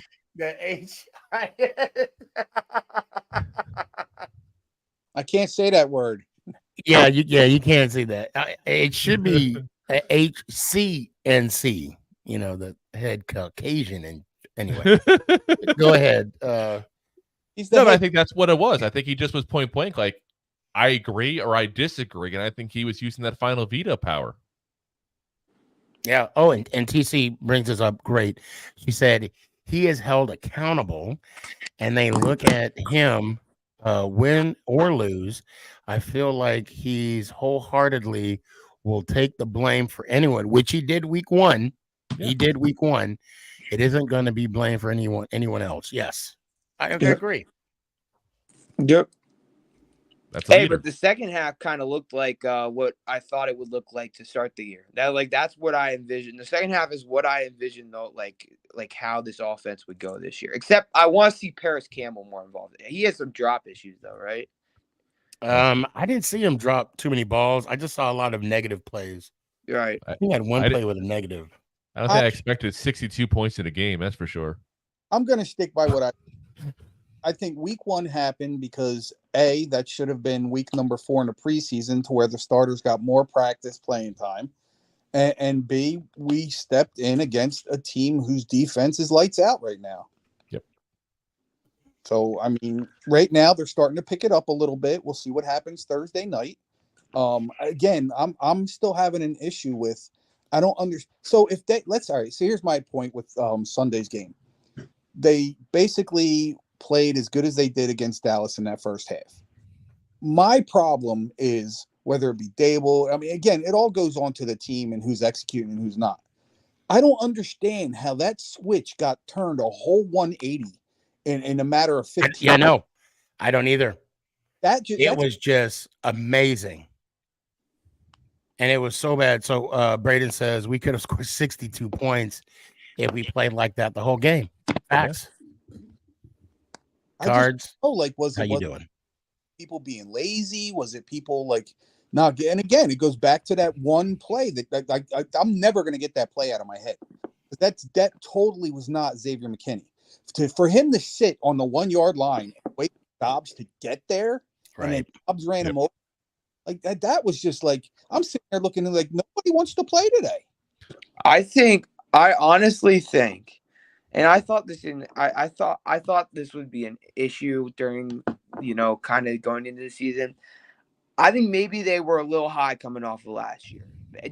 I think they got a little pride. I think they got a little, they got hype about themselves and kind of thought, they could go out there and half-ass it and still win, and I think they realized they couldn't. I think that's kind of what happened. Well, and to a certain extent, I'm going to push back a little bit because what did we win last year? Nothing. One playoff game. They won. That's it. We didn't win the division. We got into the divisional round. Okay, but so if we're filling ourselves from that one playoff win, then there's something completely wrong because then our standards are set too low. Mm-hmm. So I'm going to push back a little bit on that. But their standards were set low going into last year too. Like they had nothing to lose because we didn't have a standard. Right. Okay, we haven't been in the playoffs for 6 years. So of course, the expectation was low. We just got done with the Judd experiment. So, and Judge. now we're coming into it's Judge. Yeah, it's Judge. Stop it. But so we just If got it's his done nickname, with who that. knows? And right. And so I love Ashley just so much. Every time I just think of her, she's like my About her, second wife. I digress. I'm not thinking about the coach. He loves that movie Double Jeopardy. Oh, I loved it too when she said, I'm in for murder. The guy was like, oh, shit. And if it was me, I'm like, oh, that's it? Just murder? That's all. You're telling me there's a chance. Anyway, so we just got done with a coach that blamed the whole game on a headset. And here we are with a new coach, don't know, and a new GM. We don't know what our future is about. And so the expectation was just there. It was like, oh, okay, until we beat the Titans. Then the expectation rose. And then with each win, we're like, maybe we can make the playoffs. Well, my thing is this and my expectation last year was, and I don't want to call myself a realist, but my expectation for the Giants last year was, let's just have a better record than the year before. Yep. Steps. And, pleasantly surprised we made the playoffs.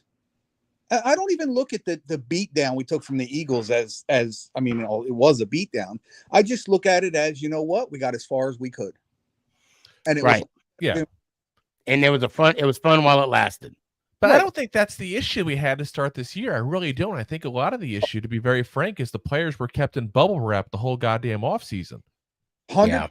That's why I really think that's what it is. I mean, we talked about it with the Lions when we had the joint practices about how the Lions were like smacking us in the teeth there, and the Giants were like, "Whoa, what's going on here?" That shouldn't be the reaction. It's football, goddammit. Smack them right back. Absolutely. And to be fair, the starters only had one series. Out of all three preseason games with all those new faces. Well, to go back one series. To go back to Gabe's point about the expectations and they're coming off that high and maybe they're just coming off that. My feeling is if that's how they were doing it, why are there different starters on the field? We didn't lose everybody because they outplayed the guys that were there last year for the most part. Mm-hmm. My feeling on that is no, they're not coming off of a high from last year, because if that's what it was, you're bringing in the majority of the players that you had last year. I mean, don't get me wrong, they have a lot of them, but not every piece is there because we got 2 rookie DBs starting. We got a bunch of guys on the line. We got John Michael Schmitz, who's been a beast. Yeah. I love the kid. But I mean, like, I just can't go by, we're coming off a high. To me, that's Gabe, no offense. It's a crock of shit. I think for me, it's, and I'm going to say stuff about our fan base. We really need to stop on this, get rid of Jones talk after 1 week against, a team. And now that we saw what Daniel Jones can do. The potential is there. He is top 5 for passing yards in week 2, right? It is what it is. Top 5. All right. Of course, last week he wasn't the only one that played bad last week. Okay. Week 1. Unless you make a bonehead play, we'll take Matt Dodge, for example, and you do something you're not supposed to do, right? If that's not what's causing you to lose the game, then it's not on one person. It's on everybody on that team, from the head coach down to the punter. Period. You can't blame one person for the whole game. Defense has to back up the offense. The offense has to back up the defense. And next man up. That whole situation. The fact that our fan base sits here and Daniel Jones, I told you. Everybody's so busy pumping their chests to try and be right. How about we want our team to win? How about we go there? Yeah. everything have to be an argument because you want somebody to say you were right or you want to hear yourself say you're right? You know what? I've said it numerous times on Sunday because I was pissed that first half. And I started questioning. Me too. Who wasn't? They're going, was I right? Was I wrong about Daniel Jones? Was this happening? Was that happening? And then by the end of the game, because I was posting on Facebook, I had people jumping down my throat. Oh, I said, you know what? That and the negativity is ridiculous, but it's funny to me. Yeah, and then you get the people that are like, well, how can you say you're a fan? I could say I'm a fan because as pissed off as I was, they won. And that's ultimately what I want them to do. So I can be pissed off. I listen, I live through my Giants play by play by play, not by what was done in the first half, not by what was done by last week, what's done play by play by play. So if Daniel Jones throws a bad pass or a pass behind somebody, I'm going to go, you stupid ass. And then that's as far as it's going to go till the next dumb play he has. And for me, it's I almost find myself believing in some of our fan base. For example, I got to give a shout out to Authentic. Okay, he posted on Twitter that he was hearing that Andrew Thomas is not going to play, and because of that, he's anticipating, or he said his expectations weren't high, or we're not going to win the game. I believed him, but I countered. It was like it was a battle within myself. No, that's why they play the game. Don't believe what someone says because they have yet to play the game. But the way the game unfolded, I'm like, damn it. I was mad at myself because he was right at the time. When I heard that Thomas was out for the game, I kind of put my head down and I'm like, fuck, I don't want Authentic to be right. I got a number of love for Authentic, so if y'all want to clip it and send it to him, I don't care. But I didn't want him to be right because I don't want to base a game off of one player. Mm-hmm. And the fact that the way we were playing, I'm like, how can this be? And then comes the second half. We were all, matter of fact, it was so bad. Fans that I was sitting by, Giant fans, when the defense hit the field, they were like, make a tackle. Can somebody tackle somebody? Make a stop. Yeah. And they finally did. Well, the fact that we were coming back, and I'm like, okay, so now for me, I'm just going to have more expectations regarding our team. I expect us to win Thursday. Good, bad, or indifferent, whatever. Well, I think that's for sure. Say what? I think it's going to be a test. That's for sure. It has to be. Especially because Thomas may very well be out again. Yeah. We know Bredesen's going to be out. Yeah. Well, that was a big hit he took. He was. Yeah. But I will say, with Thomas not there, even though the first half as bad as it was, I saw something in the first half that I didn't see in the Dallas game. Daniel Jones actually had some time. Granted, it wasn't as much time in the second half, but he had time. I think Daniel Jones's weakness is throwing behind guys. Or this pissed me off so bad because I'm telling you right now, he threw a pass to Darius Slayton that if the ball had been led, Slayton would have took that in for a touchdown. Oh, and yeah. Thing with the Jalen Hyatt pass. If he's got to, I don't know, they got to practice more, but he does underthrow guys a lot. I don't know if anybody caught that. Yeah. This year, I feel like more than usual because he used to be very good at the deep ball. That was like his thing. Yeah. But this year, especially that game Sunday, there was definitely 2 or 3 balls that were way underthrown. Yeah, well, I mean, with the Jalen Hyatt thing, I kind of get it because the kid is blazing fast, and he's got to get used to that, I guess. But again, with Darius Slayton, as much of a relationship as those two have, I was surprised at that one too. Yeah, that was a little bothersome. Yeah, he had to come back to it, and I thought it would be a passing interference, but they didn't call it. I think he was going for that. I got to go to the comments real quick. TC said, "Yep, week 1 we didn't give him protection. O-line failed him. Defense made no plays or sacks, and they still haven't had a sack yet. We know what we are capable of. The second half Giants are who we need." Man, that was well said. You know what? I'm a big proprietor of realistic. LOL, win or loss. they're still your team. Yeah. I love when, don't get me wrong, everybody loves when a defensive end or a linebacker gets a nice sack. Here's where I'm not having a sack. If you hold that line and you stop the run, I could care less about the sacks, because now you're giving your DBs a chance to do their job. Because even if you're putting on pressure, and this is where I hate that Kayvon Thibodeau gets so much hate. Everybody's, he don't get sacks, he don't get sacks. But nobody wants to look at what he actually does. Nobody wants to look at the double teams he draws. Nobody wants to pressure. Yeah. The difference between the sacks and the pressure is about 1/10 of a second. As fans, we got to cut this dude some slack. He's doing everything we ask him, with the exception of a couple sacks, and he's doing fine. The only thing I have against him on his play overall is I do think he runs past the quarterback. He does run past the quarterback sometimes, and that's one issue I do have. I even saw a couple of runs that Dobbs had. He didn't set the edge.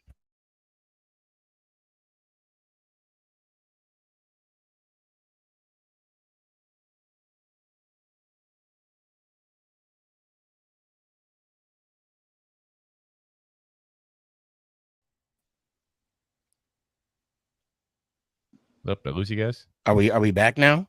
I got you back. Okay, good deal. The internet disagreed, in my opinion. Yeah. It's like, okay, there we go. Yeah, the internet was like, F you, Drew. F you.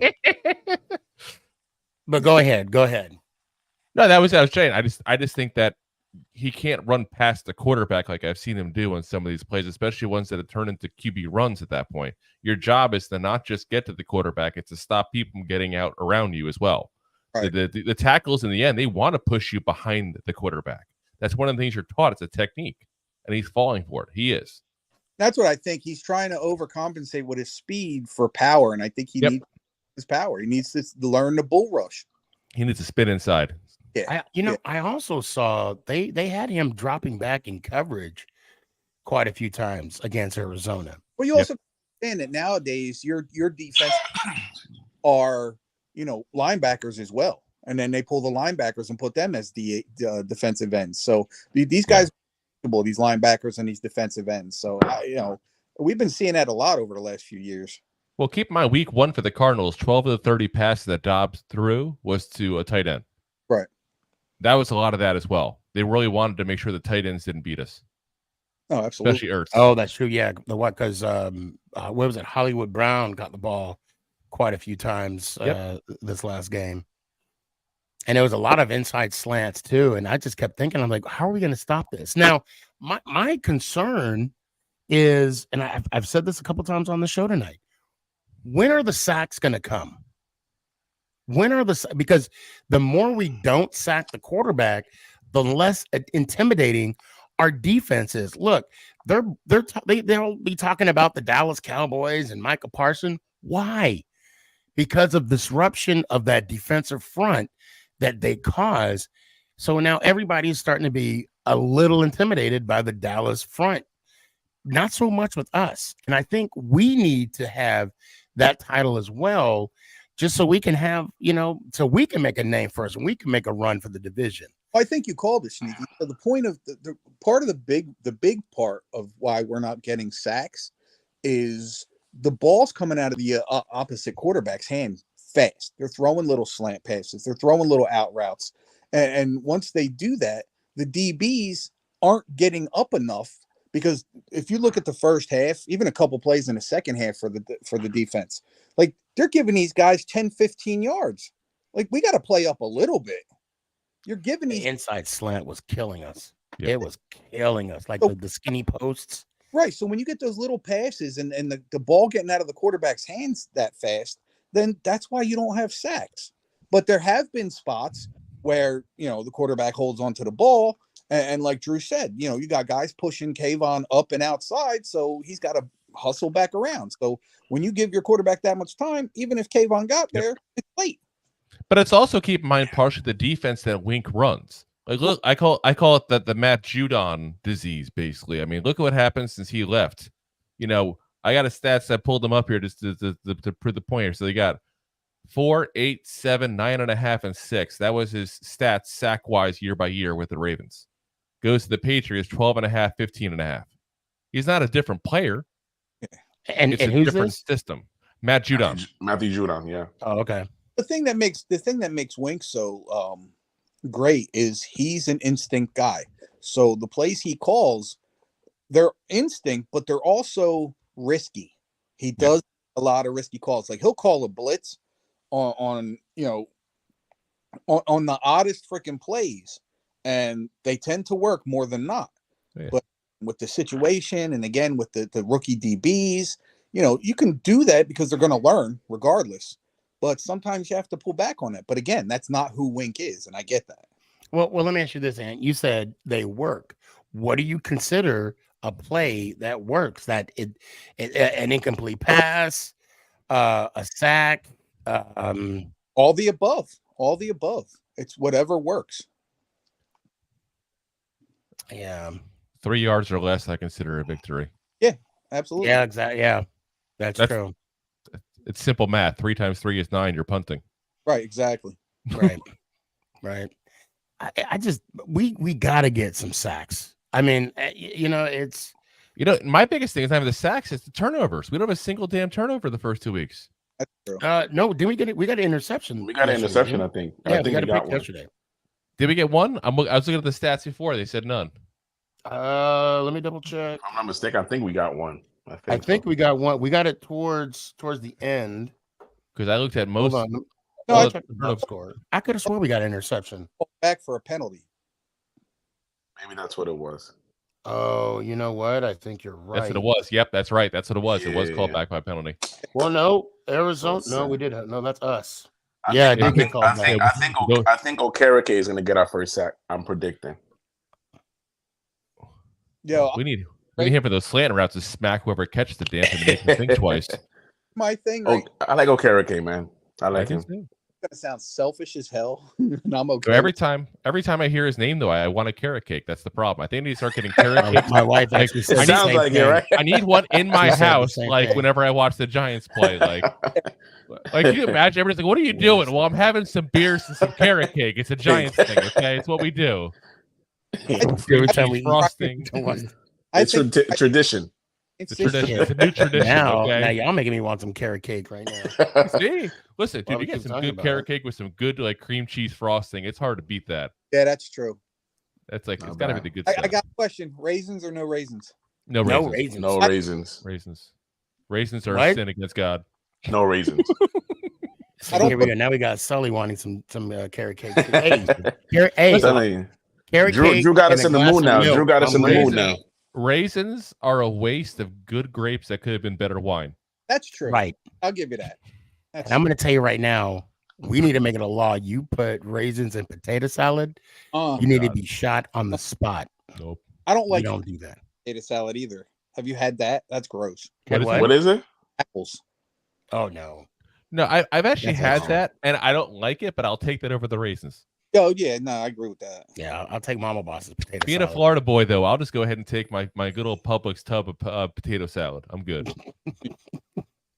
The simplest potato salad is the best. Your Hellman's mayonnaise, your potatoes, a little bit of. Look, I'm gonna tell you true story. I took one spoonful of Mama Boss's potato salad, and I'm like, we getting married. That's it. It's a wrap. It was. I mean, I tell people it's potato salad. That's why we got married. Now I got to ask you guys a question, and I'm like, obviously, I'm falling out of love with Ojulari. I actually sold my Ojulari jersey over the weekend. No. Ooh. What? That's it? Wow. And you done with him? That's risky. Oh man. Okay, so you tell me why, and I do have a story to tell you. Tell me why. Go ahead. Wow. Because his feelings are hurt. That's probably the only thing that's not hurt. Because he's hurt. Oh my God! Stay on a field. Jesus. Oh my. Wow. That's the only thing that's not hurt. Wow. Yeah, it's true. Tell me how you really feel, man. Don't hold back. Don't hold back. Tell us all. Oh. And how does that make you feel? Hold on. Keep going, Ant. I want to hear this. In the system right now that I think is going to be huge. But we need to get him signed before the end of the season. Tell me Isaiah ain't a beast. Shots fired. I love the kid. Love him. I wanted him when freaking we passed him up in the I draft. wanted the Giants to draft Yeah, him. Yo. I wanted him too. Way too early for love or falling out of love. It's week 2. Well, I got love with somebody because Sorry hurt my feelings. So listen, he was high on him. He was high on him. Listen, he might buy you some roses or bring you back, a nice piece of carrot cake and some potato salad or something. Like, you never know what's going to happen, okay? It's week 2. This guy was, like, averaging 1 sack per game last year when he's healthy. Let's get him back healthy. Let's see what he does because we're talking about we need sacks. So guess what? There's no sack fairy coming out of nowhere. Like, it's not going to happen. So let me talking about go ahead, Sneaky. Yeah, I gotta say, and then we're probably gonna wrap it up here in a little bit. I know a lot of people want to get on. I'm sorry, and Dash, I know you've been waiting patiently. I'll need you to come on Thursday. Dash get first dibs. So this is the thing. I saw Aziz sitting at the bench, right? And I yelled out to him. I said, "I need to get a selfie. My buddy's a big fan of yours, and I want to piss him off because I'm seeing you and he's not." And he was like, 1 minute, and I never got the selfie. Yeah, he hurt your feelings now too. Oh, no, he's just breaking feelings left and right. You know what? To be told, yeah, but I got over him real quick because the amount of people I'd say to come over to take a selfie and the rejection is expected. But you got some good selfies though, Sneaky. I did. Oh, and and I'm gonna leave with this. Okay, I'll probably end with this one. Joe Shane. I met Joe again.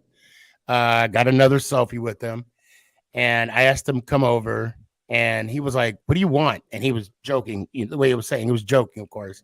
Yeah. And I said to him, I was like, I want to get a selfie. And he was like, don't you already have one? Like, he remembered me from training camp not too long ago. And I said, yeah, but you're such a good looking guy. I need to get another one. And he was just laughing. And I'm laughing too. And now that is that your new man crush? Is that your new man crush? I just told another man that he's good looking. So I get hey, I got the selfie. That's all that matters. Okay. I got the selfie. And I'm gonna go home. I got mine last year at the Jacksonville Jaguars game there. Carl Banks. There we go. Banks. Yeah. Okay. Carl Banks after smoking a cigar post game against the Jags game there. Carl Banks is a big dude. I was about tall as hell. I know you guys don't know my sizes, so I'm 6'7". Oh wow. 260 pounds. So not exactly a small guy. Don't get me wrong. I'm all height and gut. There's no strength in me whatsoever. I'm not bragging. This ain't me bragging. Like, I got to worry about a good gust of wind here in Florida taking me away. I got to worry about that. Okay.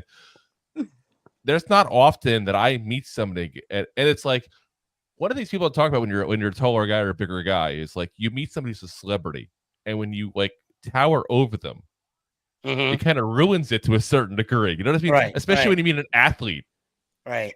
And you're like, "Hello down there." Like, it's just like it's when weird. you see Banks, were you looking up at Banks, or you guys were eye level? So I got maybe about 2 inches height wise on him. Okay, but he's definitely got a lot more muscle on me than I do. That's for damn sure. I was just like, I couldn't. He's got to be. I mean, I'm not looking it up right now. I don't have it in front of me, but he's got to be what 60 now at this point. I mean, he played in the mid 80s. Yeah, but we don't crack. I mean, no. But I'm saying no. What I'm saying is he's still big. Yeah. Yes. Like he's not just like a larger man. He's still big. Like I would not want to piss him off at a bar. Right. Like if that man tries to squeeze in to get a drink, you go right ahead, sir. Yeah, here you be go. my guest. Be my guest. How big NFL players are is I went to I think it was the Giants Kansas City game when I was younger, and we ended up somehow down in the locker rooms. I don't know if my uncle got passes or what, but I got to meet Jeff Hostetler, and I'm looking at this dude going, "Oh my God, he's a giant!" Like literally. And he was. Just blew my mind. Here we go. Carl Banks is 6'1". Oh, 61. He's 61. Oh, he's 61. Hey, listen, I said 6'5" and 60. I was so close. I was close. God. I told you, like he was. You know, and the funny thing is, when I met him the first time in person, it was the Fan Fest. The last time they did the actual scrimmage, when he shook my hand, it was like his hand wrapped around my hand twice. You remember that that commercial. It was where they did the Heisman thing, where Derrick Henry shook one of the past Heisman Trophy winners' hand, and it was like a baby hand compared to his hand. That's exactly what it was. Because I'm like, oh my, yeah, you're right. If I don't want to get into a fight with a guy. I don't want to get into a fight with anybody, especially not Carl Banks. No, ex-player. No. Okay, so I gotta end it, guys. That came on. That's in the one more backstage. for you. See if you know what that one is. I can't see really. I can't see it either. You can see the gold jacket. Blurry. Oh, is that Woodson? Dan Hampton. Oh, good lord. Dan Hampton. Okay. Man, hit him a trip in Chicago. Also another very big man, obviously, considering where he played. But he shakes your hand like this. He's got that defensive lineman hand. Right. Danny, let me hear it one time, man. All right, fellas, good night, and let's go Giants. Peace. I appreciate you, brother. Ant, Ant, let me hear it one time, man. Appreciate you. Love you, brother. Drew, it's good to see you again, buddy. Good to see you, man. Let's go Giants. Ow. Love you too. Don't go anywhere. Drew, thank you so much for coming on the show. And appreciate you having me on as always, man. Always a blast, man. Let me hear it one time. Let's go Giants. Ow! I appreciate you. Great show. And it's going to the wire. I want to thank everybody that's coming on or that came on that wanted to come on the backstage. I'm sorry I didn't bring you on in time, but it is so good to meet up and talk with everyone and drop some good knowledge on the game that passed a couple days ago. Now, once I do what I'm about to do, it's on to the next one. And I'm going to say this. It's always good to follow your team. Never leave. Always be true, faithful, and dedicated. Because right now, we're earning our stripes, win or loss. And win or loss, I'm going to be right here. Let's go, Giants. Ow! Is this thing on? It's your boy, Stefan, a.k.a. SneakyG. Yeah.